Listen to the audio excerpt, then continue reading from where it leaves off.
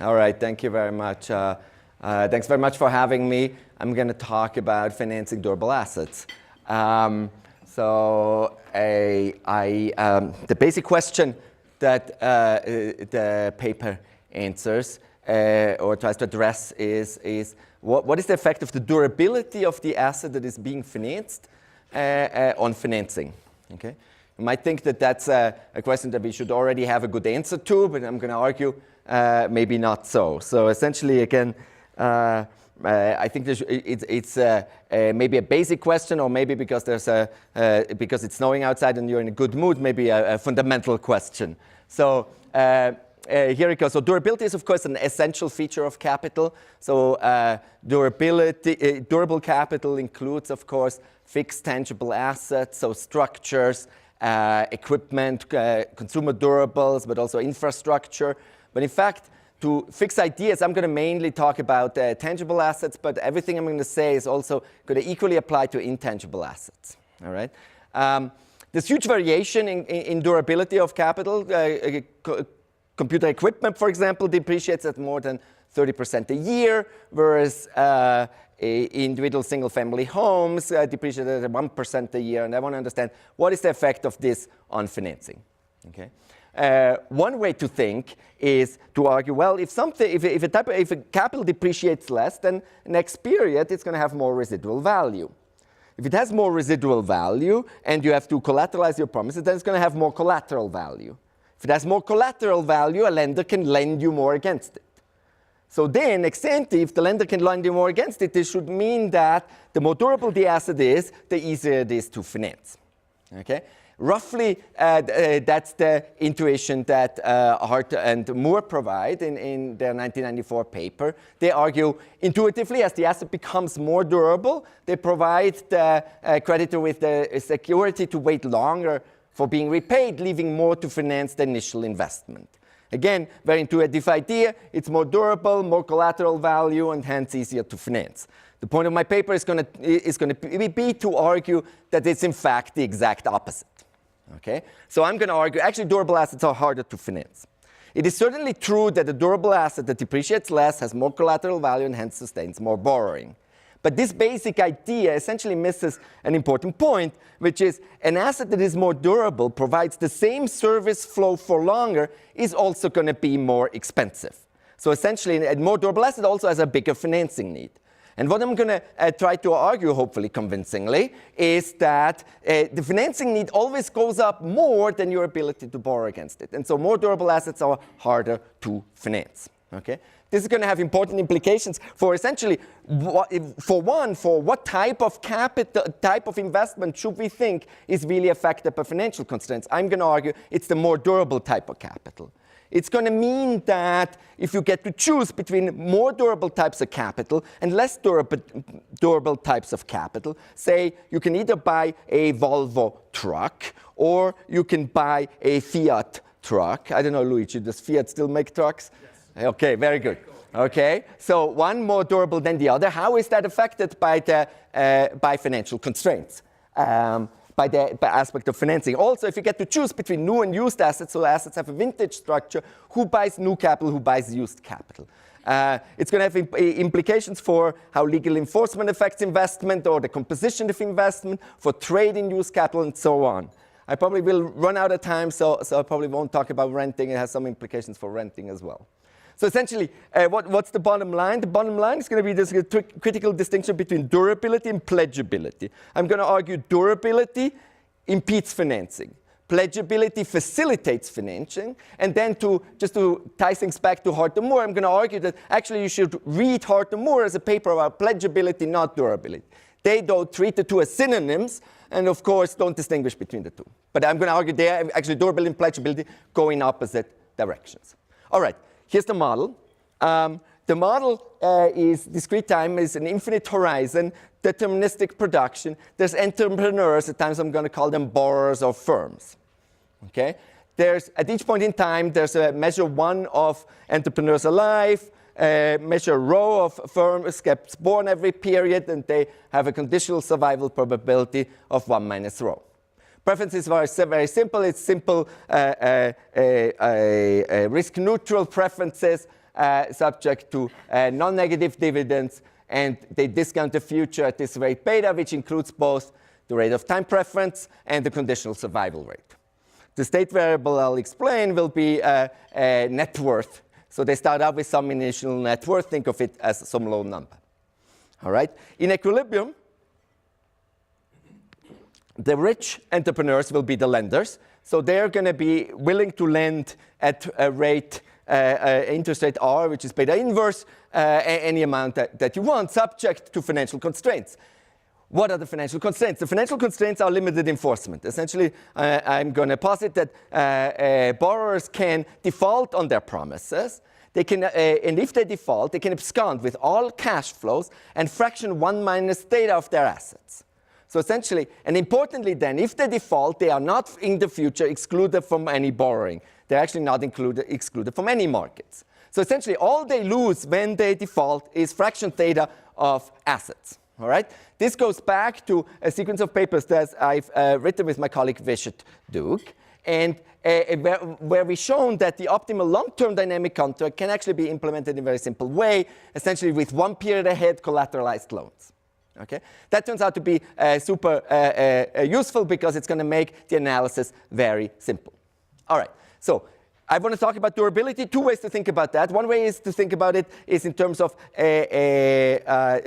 think about durability as in a neoclassical way where capital just depreciates at the rate delta. Okay, lower delta, more durable. Okay, so I'm going to deal with that case mostly today. But you can also think about durability in a different way, in the sense that capital has a finite life, provides the same service flow for some time, and then after that fails and is kaput ever after. Okay? In that world then, in particular if you have 2 periods, if you have 2-period capital, you essentially get a notion of new and used capital, and I'll show you that essentially the same kind of ideas translate 1 for 1. In fact, the math is remarkably similar. All right, but I'm going to start with the neoclassical case. So the neoclassical case tells you, right, so neoclassical depreciation, the law of motion is simply capital tomorrow is capital yesterday, which depreciates at rate delta, plus whatever you invested. Q here is the price of capital, which for now we just take as a technological parameter. Okay, it's how many consumption goods you need to make a unit of capital.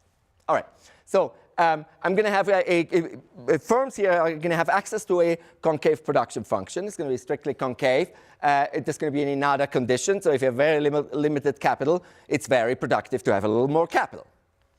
All right, what's the entrepreneur's problem now? So the entrepreneur's problem is essentially summarized here by this value function. It's the value function as a function of the net worth. What does the entrepreneur do? Maximize the present value of future dividends, subject to budget constraints and then a collateral constraint. So how does life work? You wake up with your net worth W. You could borrow B. All of this you can spend on dividends or potentially buy capital at price Q. Tomorrow, you get cash flows. You have the resale value of your depreciated capital. All of this has to finance both the repayment of the loan cum interest, and that gives you the net worth next period. Again, using these results from our previous papers, we can actually write this model simply with a collateral constraint, which says the loan with interest has to be less than fraction theta of the residual value. All right. So now we're going to just think about what does durability do in this model, and I'm going to start by just doing a very simple comparative static exercise. Okay. So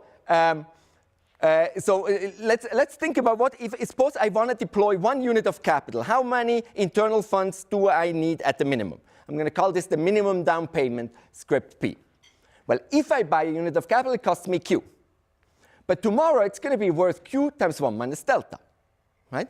I can pledge up to fraction theta of that, so the lender gives me the present value of that. And so what I have to take out of my own pocket is Q minus what I can borrow against it.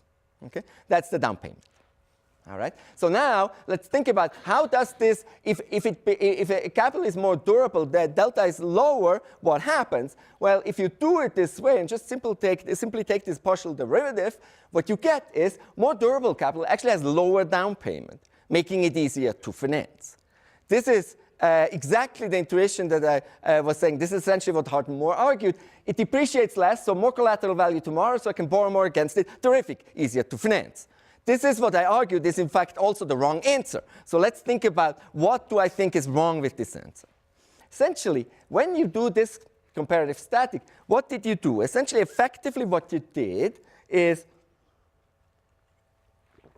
in doing the comparative static, I kept the price the same. And so if I think about the Jorgensonian user cost, remember Jorgensen taught us back in the 60s that the user cost of capital is essentially, so well, there's the price in there, you have to compensate people for interest and depreciation, right? And I'm going to compute my user cost as at the beginning of the period, because in the world with limited enforcement, that turns out to be the right way to do it, but that makes no difference. So notice what we did. If we make it more durable, lower delta means we've effectively reduced the frictionless user cost. So we made the capital cheaper. But the intention was not to talk about cheaper capital, it was to talk about more durable capital. So let's fix this.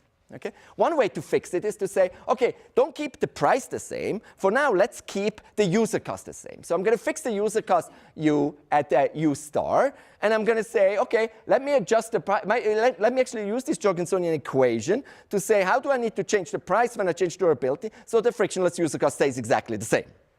Right? So I can use this as baby asset pricing here. So the price of capital then is determined like so, and more durable assets are going to be more expensive. Okay, now plug this into the down payment, and all I'm going to do now is take the derivative again. And what's interesting is the sign flips unambiguously. Okay? Now notice, this is kind of interesting because it's more durable, so it's going to have more value, you can borrow more against it. Not only this, it's also more expensive, so you can borrow even more against it. But of course, there's another force. The other force is that it's more expensive to begin with. The financing need is higher. What this result says is that the first effect always dominates. Okay? And essentially, that's the basic insight.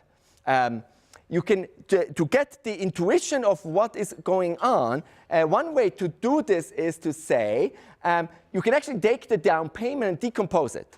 You can, I'm just going to write it differently. You can decompose it as the down payment is the one period Jorgensonian user cost. So if you want to deploy a unit of capital for one period, you'll always have to pay the one period Jorgensonian user cost in advance at the minimum. But there's a second term. What's the second term? The second term is the fraction of the residual value that you cannot pledge. Okay? So what happens? What happens is that if an asset is more durable, the fraction of the residual value is higher. The residual value is higher. This means the lender can lend you more. But importantly, also the fraction of the residual value that you cannot pledge is also higher.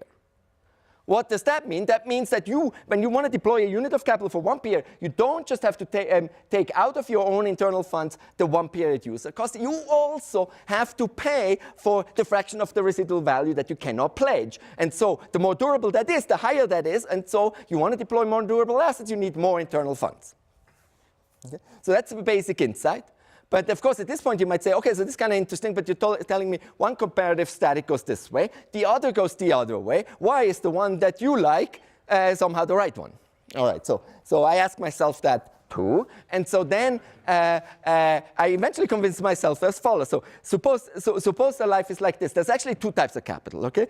And two types of capital. So again, to fix ideas, you can think of it as there's Volvo trucks and Fiat trucks. Okay, the Volvo trucks depreciate less. Okay, more durable. Okay, so there's more durable and less durable types of capital. By the way, you don't care which type of capital. Both produce transportation services. You don't care from that man. Now, it's got to be that the Volvo trucks or the more durable asset is more expensive. If not, then the more durable asset just dominates and everybody buys the more durable assets, and that's the end of the story. Not very interesting.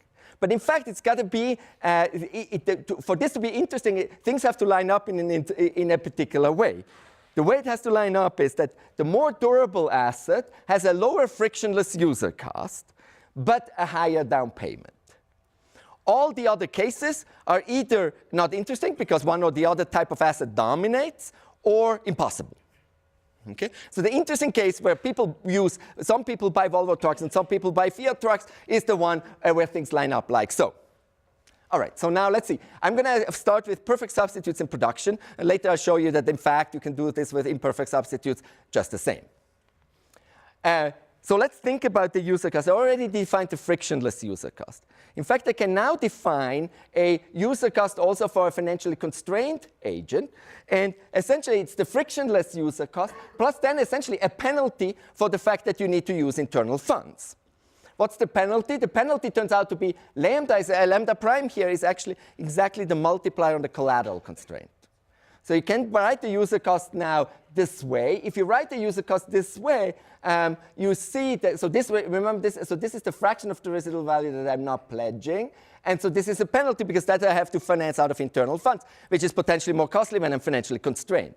But when I'm not, if I'm unconstrained, lambda prime is 0. Multiplier on the collateral constraint is 0.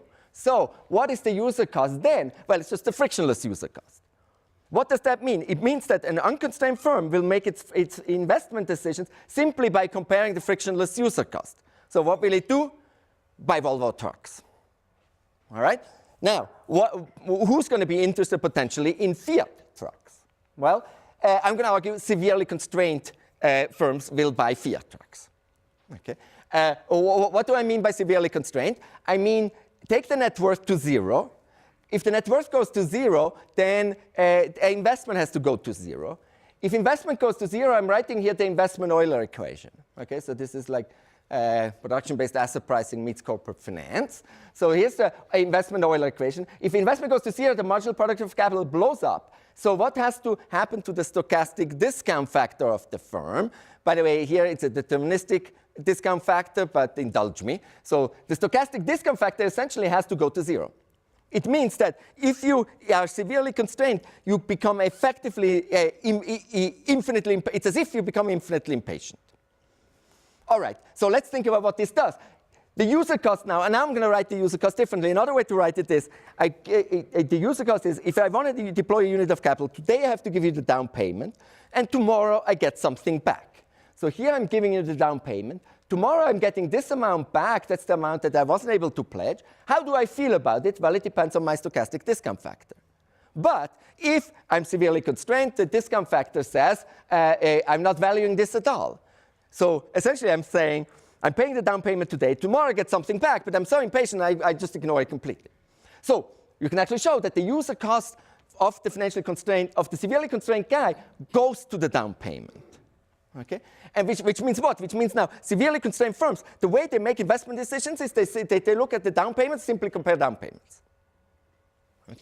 And by the way, our friends in behavioral economics, they tell us they typically don't think about poor firms, they think about poor households, but I should maybe say that everything I do here applies one-for-one for households as well. Okay? So, but what do they say? They say, so behavioral economists at times say, poor people, they just don't get it. Okay? When they make investment decisions, what they do is simply compare down payments.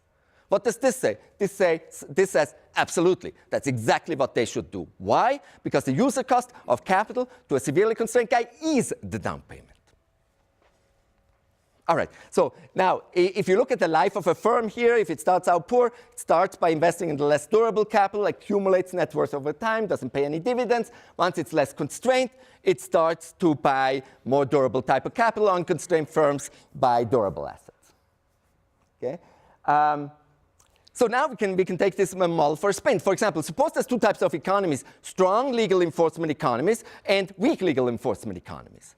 What is it going to mean for the way investment works? And by the way, what do I mean by strong and weak legal enforcement economies? It's just some type of economies have theta H, which is higher than theta L, which is the enforcement in the weak legal enforcement economy. All right. Again, suppose there's two types of capital. So again, I don't know, two types of trucks, or you can think about you can build houses with brick or with wood, or you can build highways with cement or with asphalt. And always the first one is more durable but more expensive. Okay? How is that composition of investment going to work? Well, you can actually compare the two economies, and you can actually prove a clean result by looking in each economy. Look at the guy who's just indifferent between investing in the more and less durable type of capital. you get this investment. So for that, essentially the return on the two types of investment have to be the same. And when you stare at this long enough, you see that to be indifferent between the two types of capital in a weak legal enforcement economy, you have to have a higher capital stock. To have a higher capital stock in a weak legal enforcement economy, you have to have higher net worth. Okay? What does that mean? That means that more of investment is in the less durable type of capital in the weak legal enforcement economy, or if you think about corporate finance, panel data, young firms would have used the less durable types of capital for longer until they're larger and have accumulated more net worth.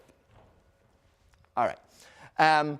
So then we can play with this if you have, if the two, so far it was perfect substitutes. Suppose it's not perfect substitutes, imperfect substitutes. So you can use two types of capital, but you need them both. So for example, suppose you need both structures and equipment, okay? And structures are more durable.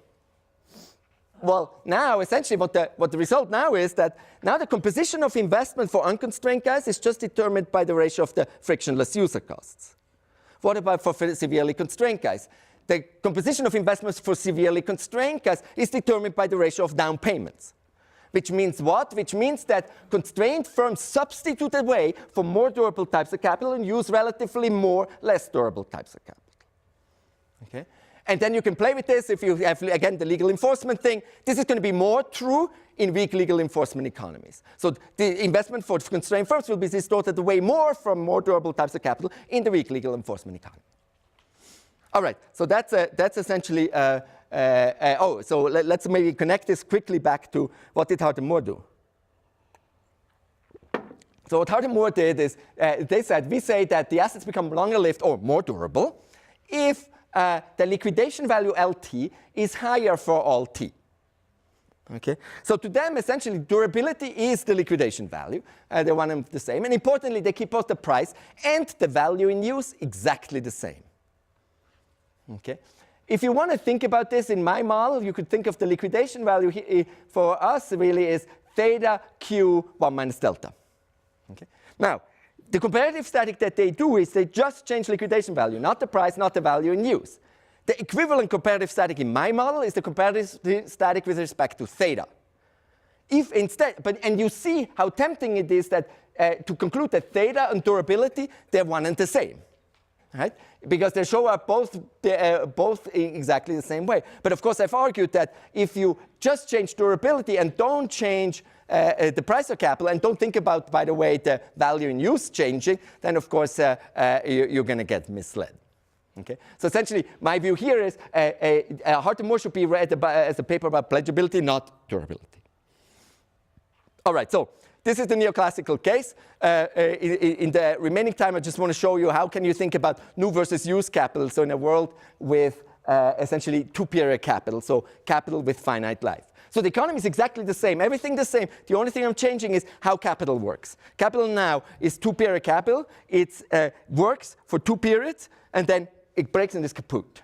This is at times called one-horse Shay depreciation. Why? Here's what is a one-horse Shay? One-horse Shay is this horse-drawn carriage, one horse and one axle. What happens with these type of carriages? Well, the chase breaks down but doesn't wear out. Okay? So essentially, it works until invariably something breaks. When something breaks, the entire thing, bang, is to the floor and kaput. Okay? And so this actually goes back to, and the economists borrowed this term from this 1858 Oliver Wendell Holmes poem, which I recommend that you read. It's a fun read. But anyways, that's one-horse depreciation. But for our purposes, 2 types of capital. So capital just now lasts for 2 periods. Okay? It's so new capital. KD here is durable. I'm going to just say it costs you 1 unit to make it, so I'm going to fix that price. It's still a parameter. But really then this economy has 2 types of capital, right? Because there's new durable assets, which last for 2 periods, and used non-durable assets, which has 1 period of useful life left. Okay? And of course, these now have an endogenous price. The price of used capital is now an endogenous object. Production function is exactly the same as before. What's interesting now is now the used capital price is an equilibrium object. Before it was just both prices were a parameter before. Now the used capital price is an equilibrium object. What I'm going to be able to show is that in equilibrium, it's got to be that new assets have a larger down payment. So they must have a strictly larger down payment than used assets. And the frictionless user cost has to be weakly less for the durable asset than the non-durable asset. Okay? These were exactly the conditions that we needed earlier so that people would use both types of capital in equilibrium. But now, of course, they emerge as properties of equilibrium. And then, of course, we'll see how much time I have. Essentially, what will happen is constrained. 5 minutes, perfect, thank you. Constrained firms will buy used. As they accumulate net worth, they will start to buy new. And again, you can think of household finance. So if, when you were in college, you drove a Fiat, and now you drive a Volvo, this is about you. All right, and then weak legal enforcement economies, I'll show you, time permitting, are net importers of used capital, which they in fact are in practice. All right, so let's see how this works. Essentially, nothing has changed here except for the red terms, which you can easily spot. Right, so everything is the same, except now you can buy either new, durable assets or the used assets. Tomorrow you use them, perfect substitutes in production. You have whatever you bought new today is tomorrow you can sell as used. And you can only borrow against new assets because they're going to be used next period. All right, you can again define this notion of the down payment. The down payment now is, well, if I buy a durable asset, it costs me 1. Tomorrow it's going to be used, and I can borrow the present value of fraction theta of that against it. But what's now interesting is that what's going to have to be true is that in equilibrium, the down payment on the durable asset has to exceed the down payment on the less durable assets, which is the used capital price. Why? Here's the argument. Suppose you buy a unit of used assets, costs you Q, the used capital price today. Can you borrow against it? No, because tomorrow it's going to be worth 0, so no collateral value. So you have to pay that. The down payment is the used capital price. Okay? If you buy that, then you can use the capital for 1 period, and tomorrow you don't get anything else. Now, suppose the down payment on durable assets would be less than the used capital price. Then today you will pay less if you buy new. You use the capital for 1 period, and tomorrow you recover the residual value the fraction of the residual value that you didn't pledge. Oh, but that's dominating. That's an arbitrage. That can't be true in equilibrium. So it's got to be that things line up just so. Right? You can do a similar decomposition to before. In the interest of time, I'm going to skip that. So essentially, again, how does this work? So use capital, costs Q and D. Tomorrow is worthless, so no collateral value, can't borrow against it, have to pay all of it out of your own pocket. New durable assets costs 1 today. Tomorrow it's worth the use capital price. Your collateral value is theta of that. Present value of that is what you can borrow, so you have to make this down payment. It's very tempting to conclude that it's easier to finance new capital because you can borrow against new capital and not use capital. It's very tempting to conclude that that's true and wrong. Right? What's wrong, of course? Well, because we just showed that the down payments have to go the other way, despite the fact that you can borrow against it. Why? Well, because the new capital costs 1 and the used capital costs Q, and they're different. And what we showed is that in equilibrium, they line up exactly like so. All right. So now, what about the frictionless user cost? Well, the frictionless user cost. What's the frictionless user cost for used capital? It's just the used capital price. For new capital, it's, well, I buy today, tomorrow I can sell it. If I'm unconstrained, then I discount that at rate R inverse. But what's the long story short? Then the frictionless user cost of new capital has got to be less than the frictionless cost of used capital. Why is that? Well, because if it were not so, then unconstrained guys would prefer used capital, and a fortiori everybody else would, and then there would be no new investment, and that can't possibly be an equilibrium. All right, so now everything lines up. Now, of course, you get the same thing. The 1 minute, okay. Unconstrained firms buy new capital. Constrained firms buy used capital. I'm going to skip through that. The key extra aspect here is that the pricing is endogenous, and essentially the used capital price could reflect potentially, if the marginal investor in used capital is a constrained guy, then actually used capital will trade at the premium, so that unconstrained guys will strictly prefer to buy new capital. All right, so then we can do a bunch of things. Trade in use capital will mean that if you have, again, two economies, one with strong legal enforcement, the other with weak legal enforcement, in the weak legal enforcement economy, people will use more use capital. So you use capital for longer until they're larger and better capitalized, with the result that international trade has to be such that use capital gets shipped from the strong legal enforcement economies to the weak legal enforcement economies. All right, I'm out of time, so let me conclude. So essentially, what's the punchline? The punchline is I'm arguing that durable assets are harder to finance. Essentially, durability raises the financing need and hence raises the down payments in terms of internal funds that are required. I think it's important to distinguish the effects of durability from the effects of pledgeability, and I argue that previous work has not done so, and in not doing so, in treating them as synonyms, has gotten the answer wrong on the effect of durability on financing. Thank you.